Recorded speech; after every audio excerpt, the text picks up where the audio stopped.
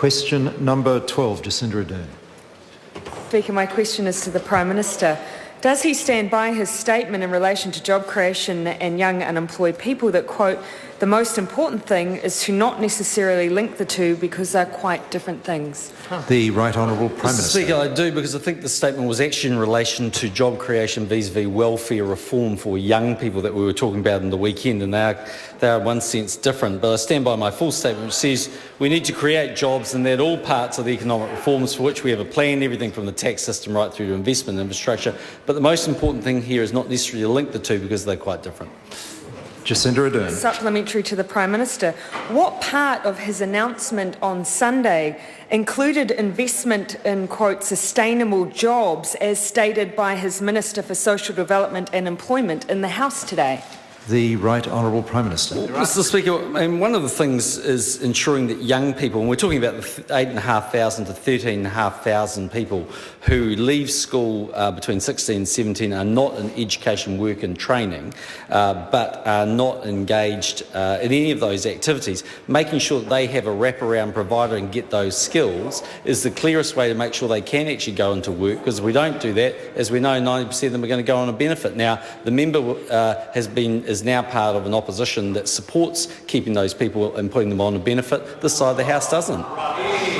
Point of order, Jacinda Ardern. Mr. Speaker, the Minister of Social Development today said that the Prime Minister's announcement on Sunday included investment in sustainable jobs. I sought clarification from the Prime Minister what part of his announcement that was.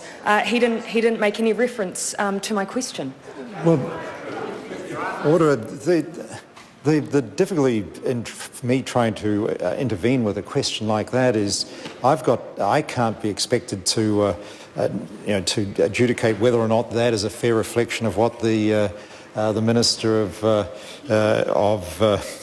Social Development and Employment said or not, and so the Prime Minister picked up what out of the question he could make sense of, and my dilemma is I just can't adjudicate on that.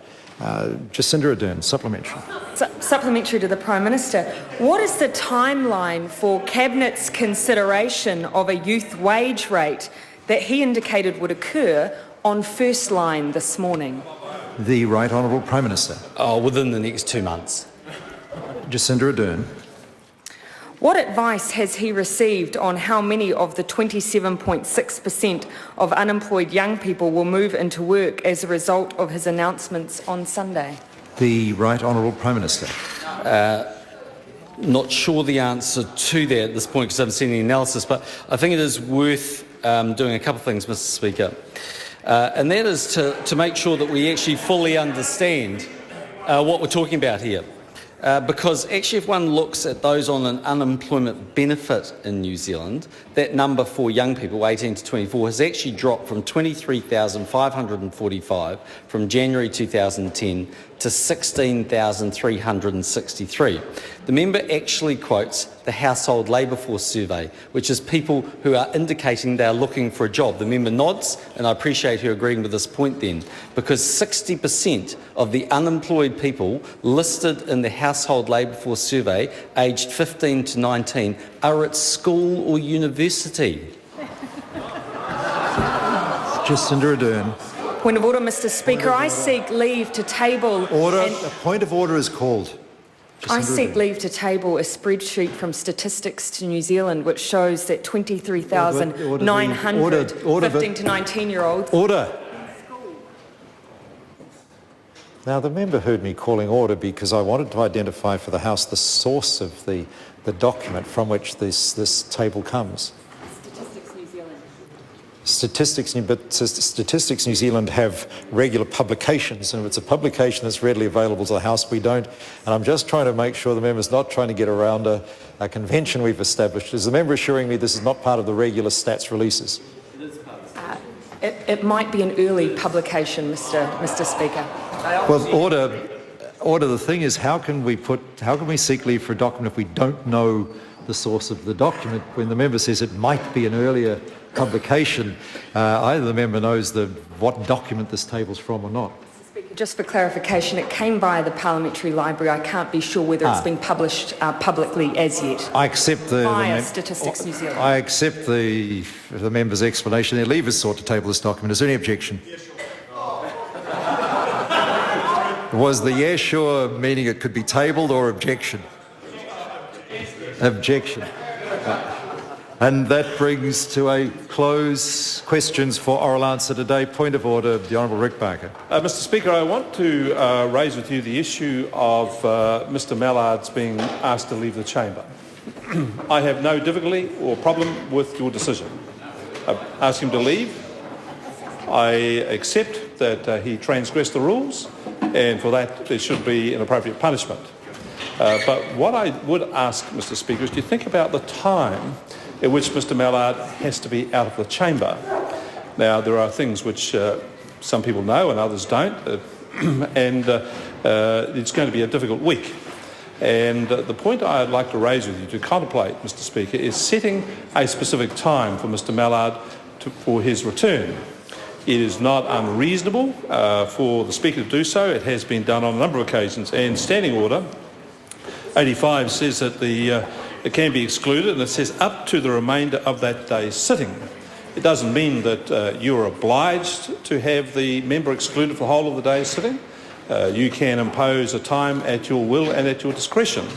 And I would suggest to you, Mr Speaker, that it would be an appropriate time for Mr Mallard to be excluded for, say, 4 p.m. today, after which he would be free and able to leave. And I do so because I believe that there could be some unintended consequences and unforeseen consequences if he was left out of the chamber for the whole day. And to support this, Mr Speaker, the House has got an agenda for this week, which I'm sure everybody wants to get through. And I would suggest to you the words of a former President of the United States, Lyndon Baines Johnson, who made reference to the fact that it was better to have people inside the tent than outside of the tent. And it made life a little bit easier. So I just think that I would just suggest to you, Mr Speaker, that it would be very helpful if you were to set a particular time, and I'm sure that Mr Mallard is contrite, remorseful, and would be sufficiently well punished if you said that he could come back to the House at, say, 4 p.m. today. Order. I accept the goodwill in which the member, the Honourable Rick Barker, raises his point of order. Let me make it clear that up until now, I've not asked many members to leave this chamber. Only 3, in fact. And they have been out for the day. That's why the sitting day of the House. I don't muck around. I tolerate a lot of what I consider to be unacceptable behaviour, but when the limit is reached, I have not. So far, every member that I've asked to leave has been out for the day. That's why I warned members that the day may be a little longer than they might have anticipated. I will reflect on the matter because it may have escaped the members' attention, that possibility. And I'll reflect on the matter, but I'm not going to make any decision right now. At the moment, the member is excluded for the day. But I will reflect on the matter and advise of any change to my decision in due course. I call on Government Order of the Day number 1.